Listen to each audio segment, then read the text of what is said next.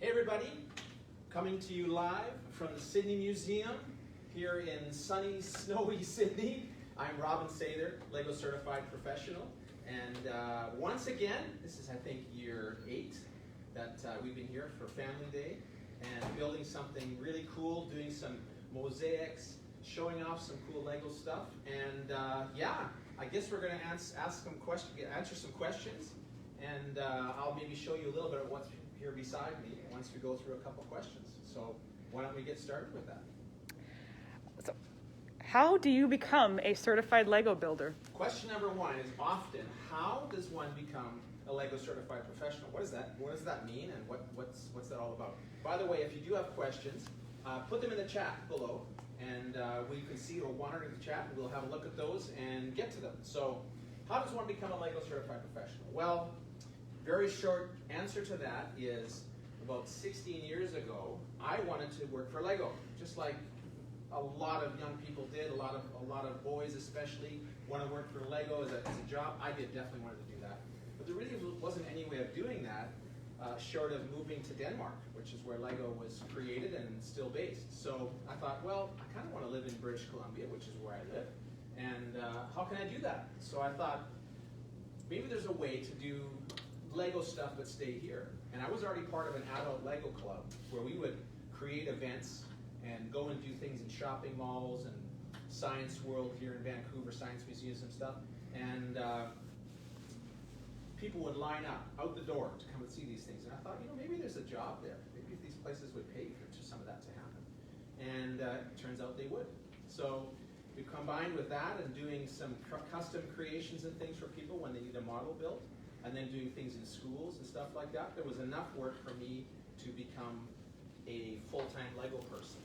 Now, LEGO didn't have any way to do that officially, so I actually pitched the idea of doing that to LEGO, and they loved it. This is, again, 15 years ago. And I became one of 4 that, right off the bat, that was a certified, trained, vetted, LEGO certified professional builder and LEGO person. And now, there's about 20 all over the world. The program is still going strong. So I'm like an outside LEGO consultant for the LEGO company. So I'm not an employee, and I get paid by the venues and by people that hire me to do LEGO stuff. And LEGO just looks at it from afar and goes, very cool, keep going, keep it up. So that's how it works. Okay. Another question? Today, if you wanted to become a LEGO builder, what schooling do you have to do? If you want to become a LEGO builder, what schooling should you take? Another good question. LEGO, when they're hiring internally for their set designers and things like that, and even element designing the Lego parts and stuff, they tend to look at industrial design. That's kind of the education track that seems to do the best with education. But really, I know a lot of set designers that have no direct education, engineering, architecture, arts, don't really have anything directly to it, but they're just really good at building LEGO stuff. So the key is to be creative. The key thing is to have your creativity well in hand and be able to draw on it when you need it. That's the key thing. And a lot of times as kids grow up, become teenagers and then adults, they lose a lot of that creativity.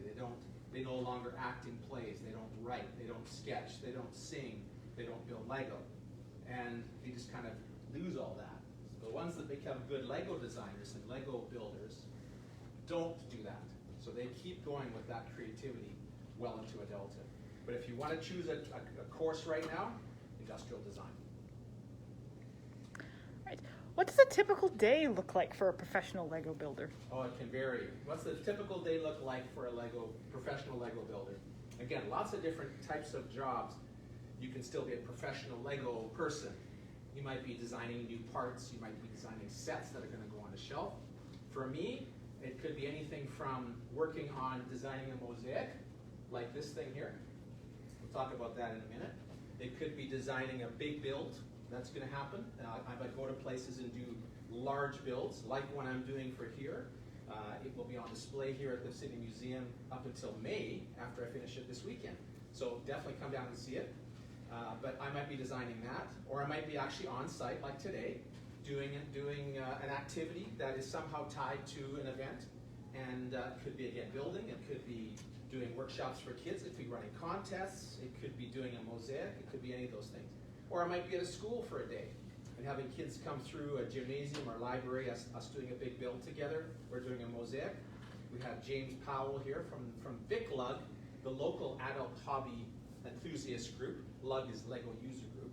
James and I did an event together here in Victoria, in the region.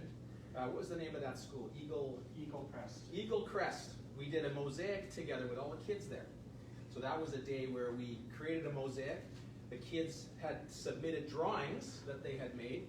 They didn't know which drawings I would choose to put on the mosaic, but I Lego rendered a bunch of drawings, and we built them into the mosaic. And so the kids, as they were building the mosaic, the odd child would realize, hey, that's my drawing that I did for the contest. And so it ended up in a mosaic, and now that's on a wall permanently in their school.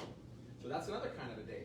But there's sorting bricks, there's buying bricks, doing accounting. You have to be your own business person, so all of the businessy stuff happens as well. And yeah, so there's a bit of a window into some of the stuff that I would do during a typical day. Right. What is your favorite Lego set so far? Oh, what is my favorite Lego set? Well, I'm an old guy, so some of my favorite Lego sets are sets that I got as a kid when I was really into Lego as a child and as a younger person. So I have to go back to one of my favorites would be the Black Seas Barracuda pirate ship, set 6285. One of the best looking pirate ships ever made by Lego, I think. That's probably my favorite one. We have it here.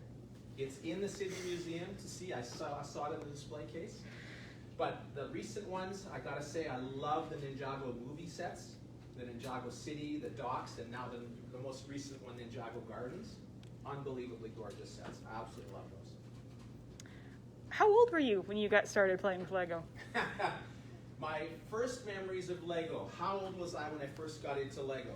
I had lots of toys like a normal, regular kid, but I remember getting Lego when I was about 4. And my first Lego was actually in a little plastic tub from a flea market. And that was my first Lego. I remember I still have some of those pieces. So I was 4, and I never really grew out of it. So I've got 50 plus years of playing with Lego, and I have a perfect record. Every birthday and every Christmas through my whole life so far, I've got Lego. So let's keep up that record. All right.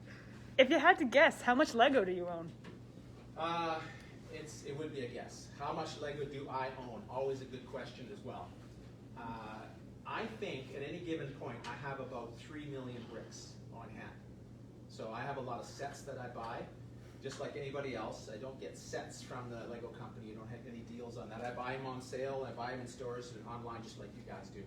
But I can buy bulk brick. So things like we're doing for the mosaics, for the big builds, and for doing other stuff, I buy bulk brick. So it comes and goes, and so it's hard to say, but I estimate around 3 million bricks at a time, which is a lot. So if you had a room, Rubbermaid tubs, if you filled up Rubbermaid tubs, probably around 60 to 70 of those at any given time, maybe a bit more like 80.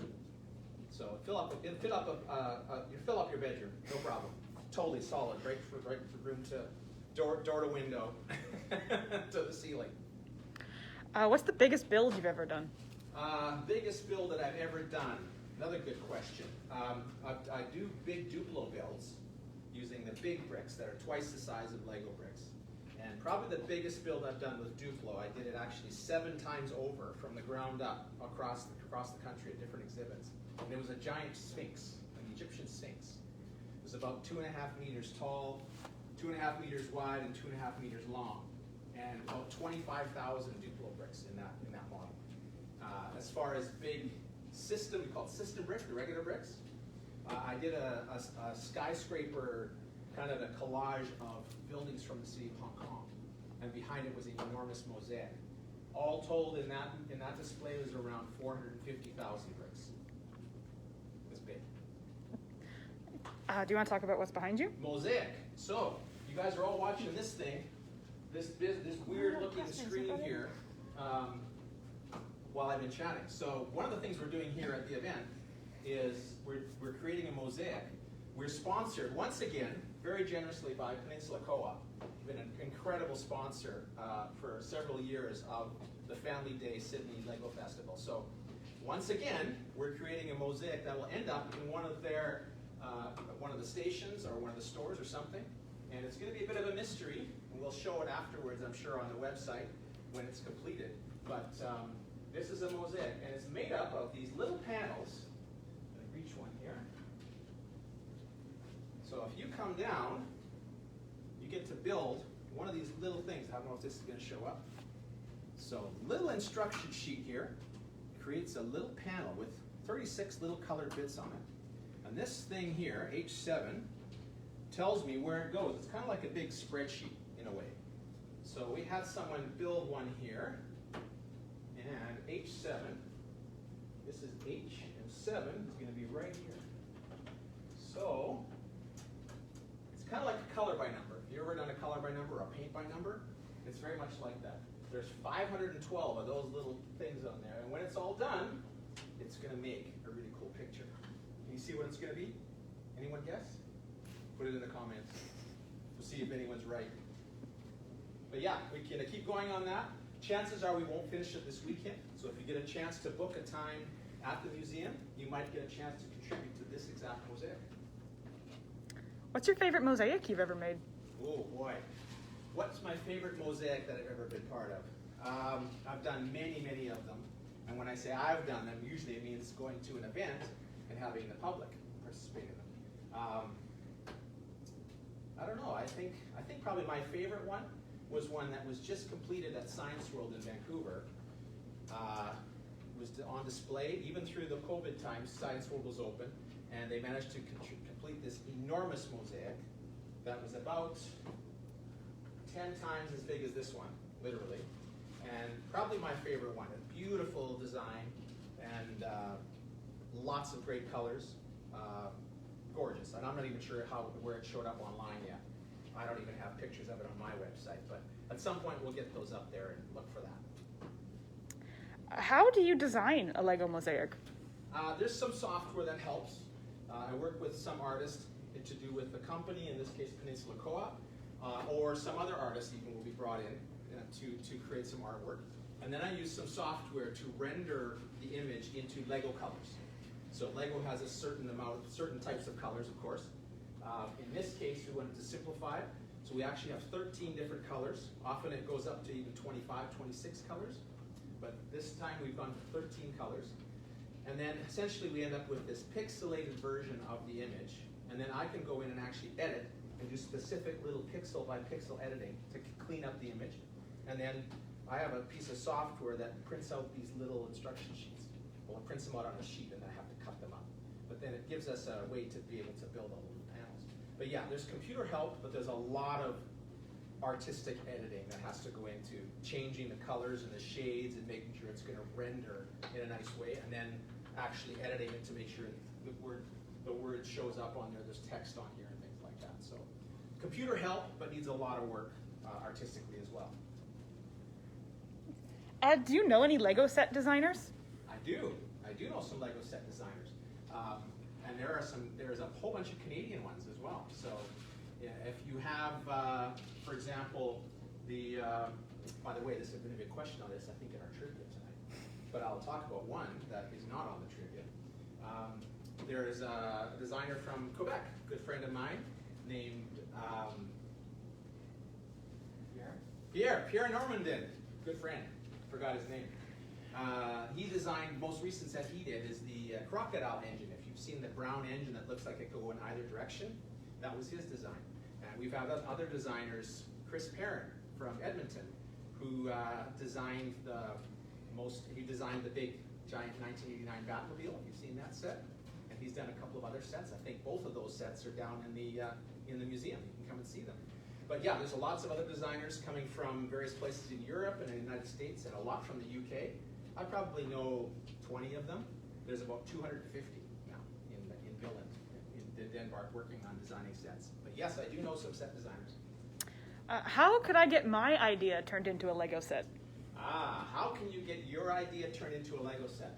Well, the nice thing is that Lego, as a company, realized that a lot of people wanted to do this. And so they actually created, many years ago, a site called Lego Crusoe that turned into now a site called ideas.lego.com, or Lego Ideas. And you can submit a design on there that you've created either virtually or in person, in real bricks.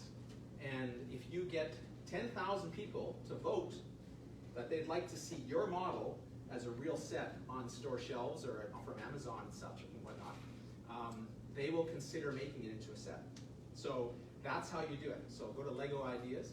The most recent one that just came out was a Sesame Street set. So it was based on the Sesame Street TV show that we've all seen back in the days. And of course, where can you see that set? In the Lego, in the Sydney Museum Lego exhibit that's going on right now. Do you only work in Canada or do you work internationally? Where do I work as an LCP? Lego Certified Professional, for sure. I work in Canada primarily. There is a new LCP in Eastern Canada as of this year. So we kind of have split up Canada now, so it's somewhat regional. And yes, I primarily work just in Canada. There are LCPs in all the places that Lego is around the world. How many times have you been to Denmark? How many times I've been to Denmark, or as we like to say, the mothership. Denmark is awesome. So Denmark is awesome. Billund, the little town in Denmark where Lego is from, it's been based and still is. First time I was there, I didn't know what to expect. I've never been to Denmark. I didn't know what to expect. Billund is a small town. So maybe 15,000 people live there. So and Denmark is flat. It's like Saskatchewan. So imagine going to a little town in Saskatchewan, and there's just farms all around you, and then there's a massive airport, there's a massive Lego factory and stuff, and a big LEGOland, and then a little town. That's what it's like in Billund, Denmark. I've been there 8 or 9 times. Go there every couple of years. We have our conferences there. All the LCPs from all over the world gather and get together. And about every second time we go there and do that. So it's always fun to visit the Lego factories and see the offices. We get a peek at what's coming next in the Lego sets and things that are coming out. So that's a lot of fun. If you could design an official Lego set, what would you do? If I could design an official Lego set, what would I make? Well, up until recently, I was able to design my own sets, small sets, and do small runs up to 500 of them, and have them available at events and things. So I have designed about 40 different little sets, and some of them bigger than others, over the years. I would probably do a castle if I was going to do a set. I was involved with a couple of the years of castle design. I think maybe they just wanted a bit of new blood within the company, bring in some outside guys to have a look at some things. They've done this over the years with trains, with castle, with some of the city stuff. But I got a chance to be involved with castle one year, and we actually did some design work, and some of my ideas made it into some sets. So that was fun, but I'd probably do a castle. How many LEGOlands have you been to, and do you have a favorite? I have been to 4 of the LEGOlands, and there are more than that. I think that might be a question on the trivia. No spoilers. But I've been to 4 of them. There is a brand new one opening soon. The favorite one I think would have to be of the 4 that I've been to is going to be the original one, which is in Billund, which is the first one that was created back in the 60s at the Lego factory in Billund. It's still got the most Lego charm to me. The more newer ones are definitely more theme parky, so they have maybe better rides and they're more a theme park with a Lego skin, whereas the first Legoland is more of a Lego thing with a theme park skin. So it's kind of the opposite, and I kind of prefer the Billund one. Yeah. Okay, last question. We're coming near the end. What is something surprising about your job that people wouldn't think you do? Okay, so what's something surprising about my job as a certified professional that people would not expect? Well, I'll say 2 things. One kind of a cool thing and one thing that is not as cool. So the cool thing is, I'll deal with the not as cool one first.